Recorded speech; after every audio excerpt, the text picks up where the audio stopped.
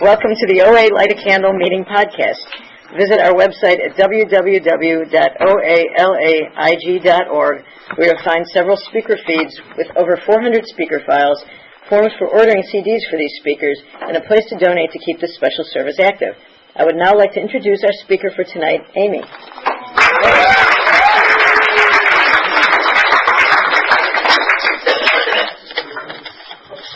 Hi, everyone. I'm Amy. Hi, Amy. Oh, God, and I'm so nervous. And I was leaving my condo. I'm not going to call it a house because it's not a house. I was leaving my condo, and my husband's like, "How long have you been going there?" 25 years. 25 years. I came in when I was 22, and thank God. And, you know, when you're going to speak for 35 minutes, you feel like, what do I have to say? And then I realized, like, I wouldn't have a life if it wasn't for you guys, if it wasn't for OA. It's the very fabric of my existence. And because it's so ingrained, and I live between my ears, I think, like, I didn't really have much recovery, but recovery is my whole life. So I'll just start at the beginning because I have so much time. But I grew up, my dad was alcoholic. My mom was, I guess you would call her an untreated Al-Anon. For the newcomer, that means she was very judgmental, very critical. Things had to be a certain way. And my sister was 16 months older, and she was always very skinny. So my reference point was this skinny sister, and I always felt fat. From the get-go, I felt fat. And I probably was a chubby baby, but actually a really normal-sized kid.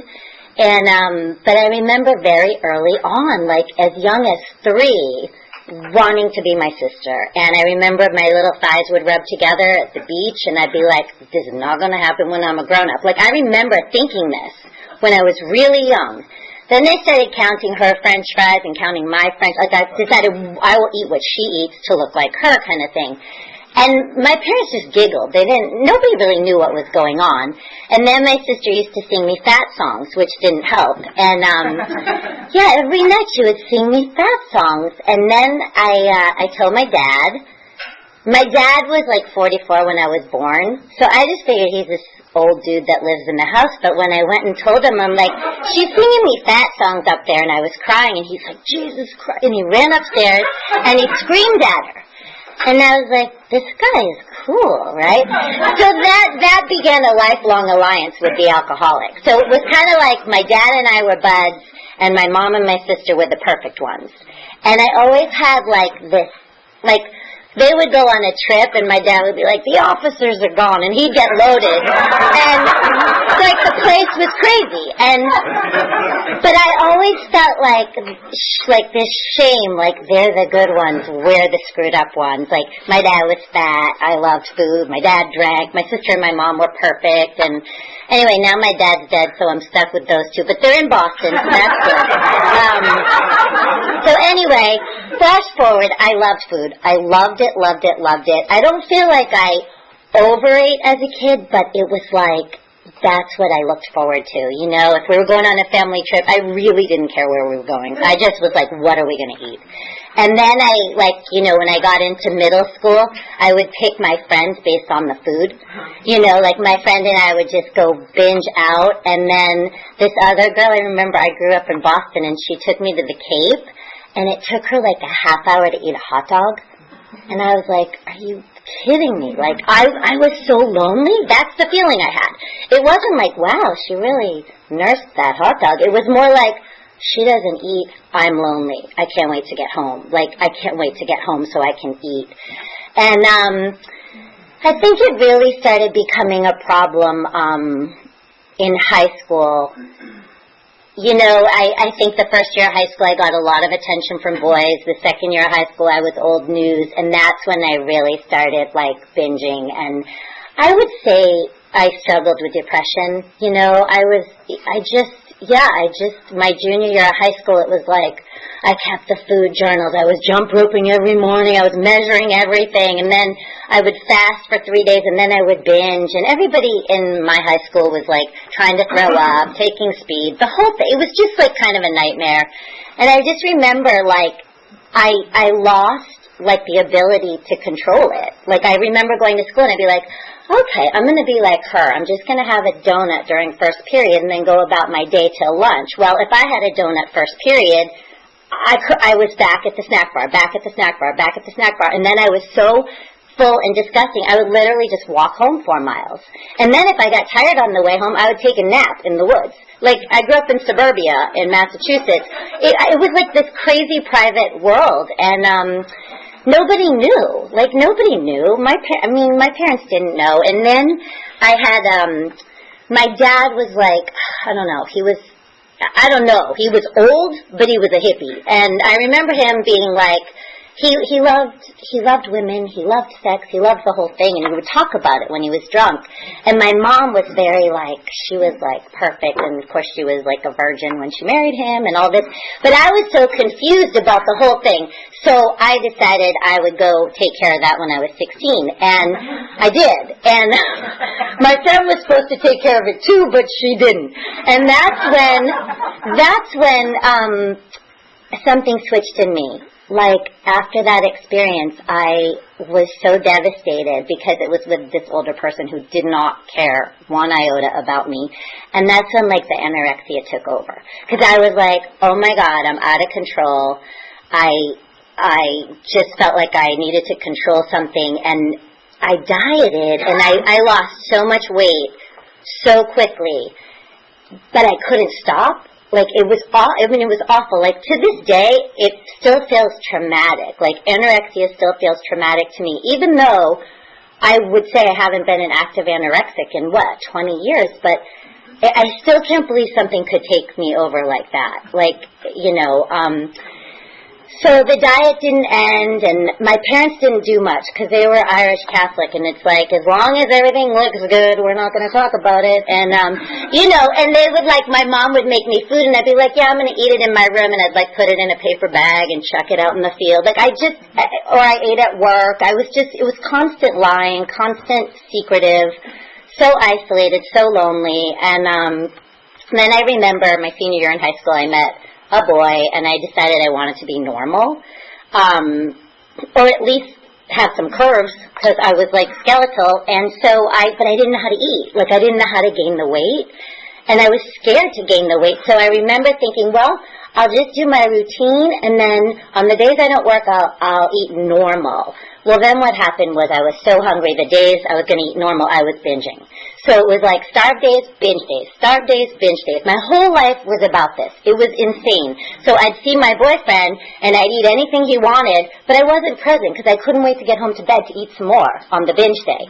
And the binge day didn't end until sunrise the next day. You know what I'm saying? So it'd be like, get home, eat till you can't breathe, fall asleep, but if you wake up before the alarm goes off, you can eat some more. Like, it was so crazy. It was so crazy. I just want to say I curse a lot, which I'm not proud of, but I'm not cursing, so it's kind of weird. So if I pause, it's because I want to say something. You all know me. You all know I curse. So this is kind of a new experience. I did give up cursing 4 years ago for like 30 days, and I felt so good. I felt so good and so mature, and I don't know why I took it back. Anyway, so I feel kind of mature right now, not quite like myself. Anyway, so what happened next?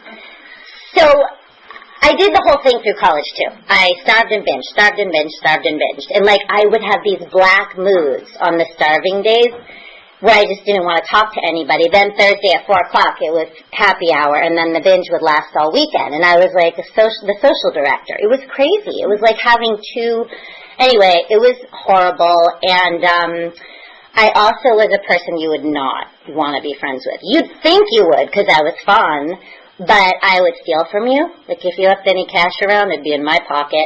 I would gossip about you. Like, I didn't have like a moral fabric. I didn't have, I don't know, I didn't know like right from wrong. Like, you'd think I would get that from my mom, and I think on some level I did.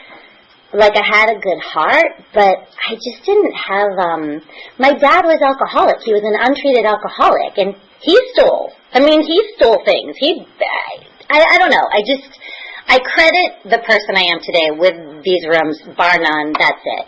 So anyway, I got help in college because I got kicked out of the dorms. I won't tell you why. Well, I'll tell you why, because my boyfriend peed off my balcony, and I got kicked off. I got kicked out of the dorms, and then I was completely insane. I was living off campus by myself.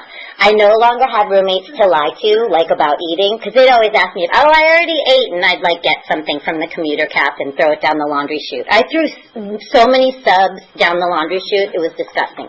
Anyway, off campus, I had this exercise bike. It was insane. I would like ride the bike 2 miles, go to class, ride the bike 2 miles. Like, it was never enough, you know, and I was crazy, and I was so scared, and nobody was checking up on me, and I got into therapy. And I'll be really honest with you. My senior year in college, my friend said, why don't you go to OA? And I was like, I'm not going to OA, because to me, it meant it was going to be a bunch of overweight people, and I wouldn't fit in. So I didn't go. It took me 2 more years to get here because it's called OA. Like, if it was called anything, like Compulsive Eaters Anonymous, I'd have been there. I really would have. But I just felt like it wasn't going to work for me. And I'm kind of bummed about that. But I'm very lucky I did get in at such a young age. So after college, I went home for graduate school, and you know, back at like the scene of the crime, and I kind of walked into OA, and I related, but I didn't want to fully engage. But I would say my first few months I went to like 1 meeting a week, and then I started really getting into it, and I got a sponsor who was bulimic and very strict with her food, and I came from really rigid. I had so many rules, it was gross. And so my food kind of got worse before it got better. Like, I started binging more.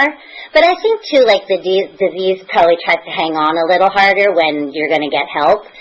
So it got way worse before it got better. And I wanted to go to a treatment facility, but my insurance wouldn't cover it. So I remember I was in graduate school, I remember telling my supervisor at my internship, I'm like, I'm binging, I'm crazy, I'm going to take 2 weeks. And he's like, you do whatever you have to do. And I did, and I went to a meeting every day, do my own little rehab. But, yeah, I thank God for OA. So I will say this, though, my first 4 years in, and you guys might be bored by this if you've heard me before, but my first 4 years in, I went to step 5 twice. Like, I got friends, and I felt so scared to do step 4, but I did it, and then step 5, you feel like you lost like 1,000 pounds, because you're like, oh my God, I told her all my crazy, and she still thinks I'm cool, and everything was better in my life, but the mental obsession with the food didn't really lift for me. And I remember 4 years in, I guess I was in New York, and I was talking to this girl. I'm like, I think about food all day, every day, like, or my body. It's like insane. And my food was pretty good.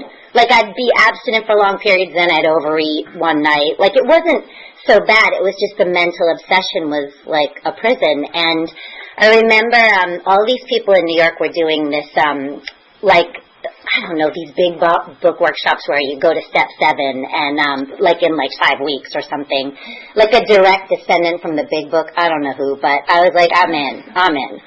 And I did it, and that is when the miracles really occurred for me. That's when, and I wrote down this definition, that's when there's a definition in the big book of the spiritual experience. That's when I had a personality change sufficient enough to bring about recovery from alcoholism. I developed a God consciousness. And that's the truth. It's really when I went through to step 7, and then we did 8, 9, and lived in 10, 11, and 12. But when I did that, like, I couldn't engage in not only the food, but all my defects that I was aware of at the time. Like, of course, there's more every year. I'm introduced to some more, but the point is, like, I couldn't go out and gossip about a friend all night and feel okay the next day. I had already given up stealing, but I just couldn't act in defect and feel okay. Like, I got like a degree of what you call emotional sobriety. Like, I started to like who I was, and I don't know, the obsession with the food lifted. Like, it really lifted. Like, I didn't have to think about it all day. And so, I mean, I'm not going to say it's been perfect since then. I still would get long periods of abstinence and then blow it one night. And I remember my husband proposed, gosh, I guess, I don't know, I got in 1990. He proposed in 90, I don't remember when he proposed, 97 maybe? And I remember, like, everything's good, I'm abstinent, and then he took me away for a weekend, and I thought about the food all weekend. And I overate, and I ran 6 miles and got lost, and I'm like, what? And I realized that those first few years of dating with him, anytime we had, like, intimate time together, I'd think about the food. And I just know for me, you guys, it's like, it's my lens. It's like, it protects me from intimacy. This guy's scary. He could hurt me. Let me just think about the food. And, thank God that doesn't happen anymore. But I started counting days again. No, I started counting days for the first time on my honeymoon because I got married and it was weird. I don't know. We didn't eat much at the wedding, who does? But then we got back to the hotel room and I was eating wedding cake and counting my money and I think it's really anorexic because I couldn't believe, like, we lived out here, we got married in Boston, all our friends from New York came, like, everybody came to celebrate me, and I had so much shame and struggled with I'm not enough, all that stuff that comes with this gross disease. And I just remember going to bed, and I'm not even bulimic, and saying, like, I can't sleep, I had too much sugar, I better vomit. And I remember throwing up on my wedding night, and I was so depressed the next day. My mom threw this wonderful brunch for us, so much more love, and I completely hated myself. I wasn't even present, I hated myself, you guys know the feelings. It's just complete demoralization. You want to die. Like, I wanted to die. I'm like, okay, here I am at my wedding brunch. I'm going on my honeymoon, and I hate myself and want to die. It was awful. So I came back, and my sponsor said start counting days. And ever since then, September 3rd, 1998, it's been back to back. And I wouldn't say it's perfect, but I've never been uncomfortably hungry and I've never been uncomfortably full since that day. And that's just the truth. I mean, there's been times where, like, I didn't drink. I love soda, but I kind of gave it up, but now my husband runs a soda company. We won't talk about that. But there's been times where, like, I've been on vacation and maybe I have more soda or, things like that. It's so not perfect, but ever since that day, I never took the fork in the road. Because for me, those first, 5 to 7 years, it was always like, I'd be out at a restaurant, I've been abstinent for a while, I'm thin, what's the big deal? And then I'd take that fork, and then I'd hate myself. It wasn't like a full-out binge, but it was enough to, to me it doesn't have to be a binge. If it's between you and God, and it causes self-hate, and puts you in the cycle, then you broke your abstinence. You know what I mean? And only you can answer that inside. So I'm very grateful. I'm so grateful for my abstinence. I'm so grateful that I can go to a buffet today. I know exactly what to do. I'm so grateful that when somebody invites me somewhere, I'm not thinking about the food. I'm thinking about the company. I'm so grateful I have a clear head. I have 3 awesome kids. I have a sweet husband. I have 2 careers that I love. It's not about the food for me anymore. It just isn't. I mean, do I still love it? Yes, of course I love it. My dinner's my favorite time of day. But it's not, it's just not center stage. It's not center stage anymore. Like when I'm lonely, I call somebody. I don't eat. If I'm having big feelings, which I'm known to do, the feelings are here, my food stays the same. Like that's the recovery. And, when I did the Big Book study in New York, it was interesting. It was like this militant way of taking you through the Big Book. And they made us underline all through the Big Book. Bill says, people can and do recover. And after you did this study, you'd have to go to a meeting and say, hi, I'm Amy and I'm recovered. you wouldn't say, hi, I'm Amy, anorexic and compulsive overeater. So the point was, they said, and I don't know, that you recover, but you stay because it's not just about the substance. It's about the personality. I have the Big Book personality, bar none. So it's not about the food so much for me. It could be. It could be on a dime if I ever leave this program or let things slide.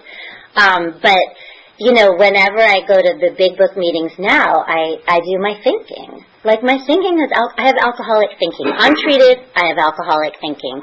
I have my pickups, you know, I don't need to go into them, but a couple years it was my marriage, couple years it was this, it's that. It's like, I have my pickups. My brain wants to go to, you know, what I'm not doing right, where's my cash and prizes, did God forget about me, I want my way. You know, I'm that person. I want to run the show. So this program keeps me in humility, it keeps me in gratitude, it keeps me in acceptance, and it keeps me present. So it's interesting. I wrote down, because I haven't really read a lot about them, but you know, I looked up the horsemen and the bedevilments, because the horsemen, you know, terror, bewilderment, frustration, and despair. That's what I lived before I got here. Like, that is just really what I lived. I mean, I looked like I had a life. I always had friends. I always had a boyfriend. But, like, between my ears, that's where I lived. You know, and I was never present with you. I was never present. If we were out drinking, having a good time, I was thinking about what I was going to eat when I got home. Like, that's it, you know. You know, the reason I come is because I'm going to read the bedevilments to you. We were having trouble with personal relationships. We couldn't control our emotional natures. We were prey to misery and depression. We couldn't make a living. We had a feeling of uselessness. We were full of fear. We were unhappy. We couldn't seem to be of real help to other people. That's me if I don't work this program. That really is me. You know, I've been married I've been with my husband for 20 years, and I gotta tell you, like, when I first met him, I kind of thought I was together. Like, I've been coming here for a while, and I worked the steps, and I had friends, and was, you know, abstinent a lot of the time, and, whole slew of defects came up when I met him, and I joined another program, but I was very reactive. Like, I was very reactive when I met him. You know, something would happen, and I had no pause between event and me having, like, an emotional reaction, and that's just like the food. You know, when I got here, there was no pause between feeling food. Like, there was no space, you know, and, like, when I met my husband, there was no pause between feeling bored out and kill the relationship, you know. So to me, that's a bedevilment, and I'm still capable of it if I'm not in fit spiritual condition. And then we were prey to misery and depression. It's true. It's like I every day focus on gratitude and the things I'm doing well, because if I don't, I'm prone to depression. I don't know, my dad was definitely depressed, and he used to say, oh, you're just like me, you're going to be depressed all your life. Oh, and I'm also going to be fat, he told me. You're like me, you're going to gain weight, you're going to be depressed. Like, he told me this. But, you know, it doesn't have to be true for me. You know, it really doesn't have to be true. We couldn't make a living, and we had a feeling of uselessness. Yeah, I mean, it's really true. If I listen to my first thought up here a lot of the times, I do feel useless. I really do. I don't feel good enough. I feel like I have nothing to offer. You know, I always think like I have to go with my second thought, because my second thought is my recovered thought. You know, like my first thought is usually, I don't know, it's even like at work, like I mean, I don't kind of want to say what I do, but there's like a possibility of like grabbing a few extra bucks, let's put it that way. And my first thought is, oh, just a few bucks, it'll pay for my parking. That's my first thought. Amy, what? 25 years later? So I have to go with my second thought. Yeah, okay, this $10 is really worth my serenity. It's worth blowing my program. Like, I have to be constantly vigilant to like, because I'm an addict. I want to do what I can get away with. I want the easier, softer way. Like, the whole thing. And, full of fear. Yeah, that was me. Unhappy. We couldn't seem to be of real help to other people. I was so self-centered. It was all about me. What's in it for me? How can I get you to do what I want? The whole thing. Like, that's who I am without the program. So I want to talk a little bit about how I work my program today. I really want to tell you I wake up at 6 and just meditate and and then I have a little altar. It's not true. I don't have any of that. What I do is I have 3 kids that I got to get to 3 different schools, and I love sleep. So what I do is I set my alarm and I lay in bed and I get my head on. I call it getting my head on for the day because I've got to get my head on every day, and sometimes it takes more than others because I really am chemically and hormonally challenged. I'm 47, there you go. So what I do in bed is I lay there and I do my AEIOU. For the newcomers, that's abstinence, exercise. What did I do for myself? What did I do for others? What did I uncover yesterday? So I do that. Then I do 5 gratitudes from the day before. I do 5 things I did well, and then I do 5 things I'm powerless over. Then I get out of bed. Then after I dump them at school, I usually take a walk or do whatever I need to do, and I get quiet and I set an intention for the day, and I call so many OA people, I probably make 3 or 4 phone calls a day. I get voicemail. It's not like I gab all day. I don't have time. But anyway, the point is I set an intention for the day. So if I'm going to work, it's really to be of service and be calm and professional and get out of self. If I am spending the day with my kids, it's usually to have patience and be present. Whatever. So I set an intention, and then every day, and I'm lucky, and I know this is not possible for other people, but every day, probably around 2 o'clock, middle of the day, I turn everything off and I read something spiritual. Sometimes it's programs, sometimes it's outside literature. And I meditate, and I usually lay down. And then I do that every day, every single day. It kind of just recalibrates me for the rest of the day. And I have a very busy mind. Like, I'm always thinking, like, what does she need? What does he need? Like, I'm always, what do I want? And how can I get it? I have that brain. And so I quiet my mind every day, and then it just sets me straight with God. I would say most days I'm in constant prayer. I do have ups and downs. I think that's probably chemical and probably part of the reason I have an eating disorder. I didn't just decide to have one. I think I was born chemically challenged, and so last week was a really good example. I was really happy on Monday, felt great, and then Tuesday I had the same life and I was just not great. I just was kind of low, and I used to analyze that, dwell on it, try to figure it out, and then hate myself because you have a good life. Why are you in such a bad mood? And I don't do that anymore. I just say okay, God's going to lift this. I'm just going to treat it like a cold, do my program, and go about my business. And my day goes a lot better. But when I'm in that place and I have to show up, it's painful because I feel like the outside doesn't match the inside. Because when you're inside battling the depression and people are responding to you like you're kind of cool, you're like, you have no idea what's going on. It's hard. And Friday I was like that.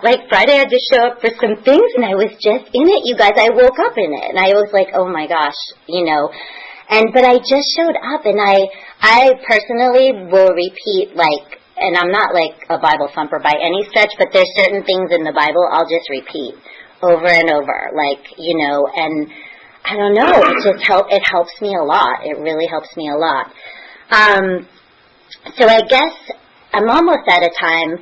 I guess what I want to say is I'm just so grateful for the 12 steps. I really am, because I know there's people that find religion, but they're like, well, I like it, but I don't agree with this, or whatever. I feel like I agree with every single thing in the 12 steps, 12 traditions. I agree with all of it, and it works for me. Oh, I think I'll share about this. So recently my husband has a neurological disorder, and we took this class and for 4 weeks, and it was really fun. A program friend of mine was teaching it, and we took it, but it was a lot about visualizing. And visualizing's good, but it's a little dangerous for me, because she's like, just write everything you want, just write it and believe you can have it, and I'm like, hi, and so anyway, the good news is there was a lot of praying going on, and my husband's problem got a lot better, which is kind of amazing, because he's not in the rooms, and he's not very, he's probably more spiritual than he thinks, but anyway, that was cool. But after that workshop, I kind of crashed a little, and I was like, I must be doing it wrong, because I'm not getting all the things I want. Like, it was just like, and then it puts me to like, well, maybe God just forgot about me. Like, and it's just not good for me. Like, I want to be that person, like, this is what I want, it feels great, thank you for giving it to me, now let it go. I can't do it. I'm an addict. So I know for me, I'm better on a 12-step diet. Like, I'm better to kind of ignore all that other shit out there. Oh, I did it. It had to happen. Sorry, you're going to have to beat me. It had to happen at some point. But anyway, the point is, I'm better on a 12-step diet. And I do need to say, too, like, 2015, I wrote some goals down, and I did write my goals, and I prayed every morning, and then I let them go. And it's been really powerful, because one was about my marriage, one was about career, whatever. But what it does is it kind of causes me to do things in alignment with those goals, and I'm so grateful, because God really does lift things. Like, I've had some stories, like, about my marriage, things about me, like things about career. I've had some stories, and when you think the same negative story over and over, it kind of becomes like a thing entrenched, so it's easy to jump to it. And I can't change those types of things on my own. And I'm telling you, when I pray, like, God, change me from within, just change me in this relationship, just change me, because I'm the problem, it always works. Like, and I don't know it's working until one day I wake up and I'm like, wow, I don't engage in that story anymore. And the magic of this program is I haven't really had to white knuckle a lot. If I share something in the rooms and I really share truthfully, it takes the shame out of it, and then it insidiously changes. And I think that's the magic, is that we're not alone. And now I feel like I'm totally rambling, so I'm going to shut it, and that's it. So I love you.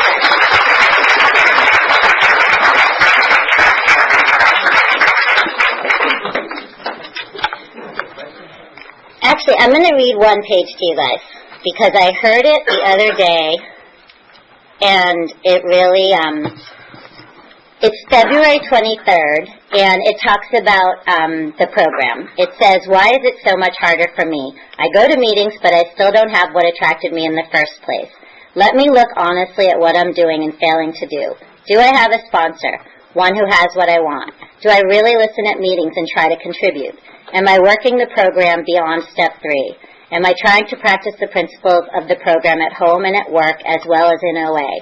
Do I have a personal concept of a higher power that works for me? Am I still trying to diet, i.e. manipulate and control my food and my weight? Do I follow suggestions such as weigh only once a month? Have I ever called a newcomer or another OA member? Do I give some form of service? Do I ever express gratitude for having come this far? For today, I can begin now to follow those directions that seem to work for others and that I have been resisting. And I will say this, I don't talk to my sponsor often, because we both are married with 3 kids and busy, but I love her, because if I call her with any shenanigans, she's like, are you getting to 3 meetings a week and doing 2 service commitments? And I'm like, okay, she doesn't want to hear my stuff unless I'm doing what I'm supposed to do. And I love that, I need to do that with my sponsees, but that's another problem. And that's it, I'm really done. So I guess there's time for questions if anybody has a question. How do I do my food? So, I don't write it down. I pretty much gosh, it's so automatic for me. That's probably part of my compulsion, but it sort of looks one way during the week and then another way on the weekend. There's some things I measure. I guess I would say I measure, but more eyeball. I don't eat in between meals. I probably have 3 meals and 2 snacks. And I don't have big rules, to be honest with you. I'm not going to eat cake every night. It's not going to work for me. If I go on a vacation and there's a lot of desserts, I cannot do it maybe once. It's just not worth it for me because of the mental head games. And I don't really want it. Like, I have a really pretty good diet, so I don't feel like I'm missing anything. And I don't know if this works for anybody else, but I come from being anorexic and having a lot of rules. Like, I don't have rules. Like, at restaurants, I just eat whatever I feel like eating. But I couldn't always do that. So it took a while. Is that it? We're done. Okay.